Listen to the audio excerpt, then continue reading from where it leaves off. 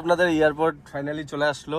4 দিন taxi driver বাবার সাথে কেমন মজা করলেন? খুব বেশি ভালো করে ঘুরিয়েছো।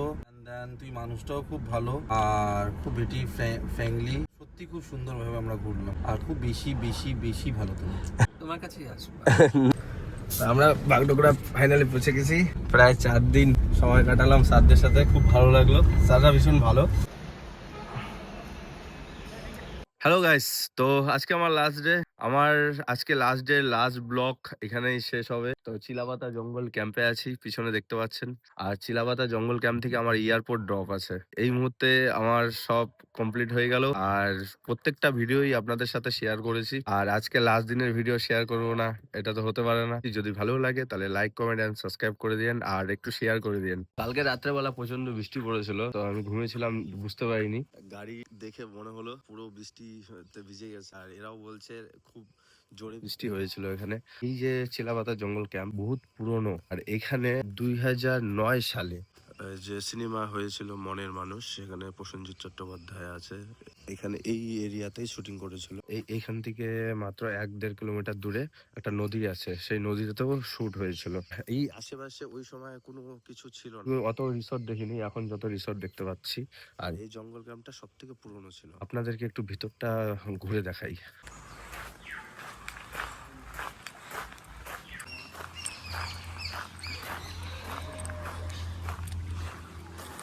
ওইদিকে কটেজ গুলো আছে, এদিকেও আছে, সব গাছের নিচে ঢেকে আছে কটেজ গুলো।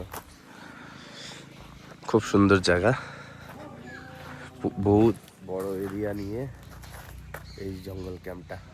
আমরা বেরিয়ে যাচ্ছি আমাদের লাস্ট ডে এয়ারপোর্টে। এর পাশে ডাবের দোকান, জাহাজ আছে জলে।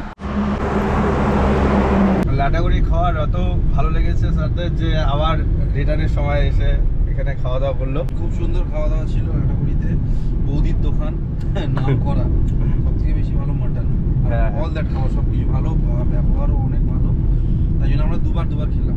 পৌঁছে গেলাম গাজলডোবা, তিস্তা নদী। অনেক টুরিস্ট এসে থাকে। ভোরের আলো রিসর্ট। ভোরের আলো? হ্যাঁ, ভোরের আলোটা এসে প্রথম পড়বে ওর মুখে। কাস্টমারকে নিয়ে যাচ্ছি মিনি দীঘাকে ভিজিট করানোর জন্য, যেখানে ছোট ছোট মাছ, কাঁকড়া এসব পাওয়া যায়।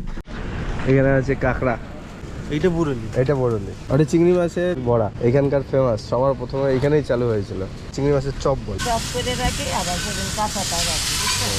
কাঁচাটাও আছে, যদি আপনি বলেন তাহলে ভেজে দিবে। না না, এখন অনেক ফেমিস, নালে খেতাম। এই দিকটা চড়তে দেবে না, এই দিকটা শুধু মাঝিরাই, যারা মাছ ধরে তারাই চড়বে। আর টুরিস্টদের জন্য ওই সেটটা আছে। ওইখানে আবার এরকম ঢেউ হবে না মাছ ধরতে। ওই ভেতরে ঢুকছে কেন? হ্যাঁ, ওইখানে তো ওই যে জাল ফেলবে।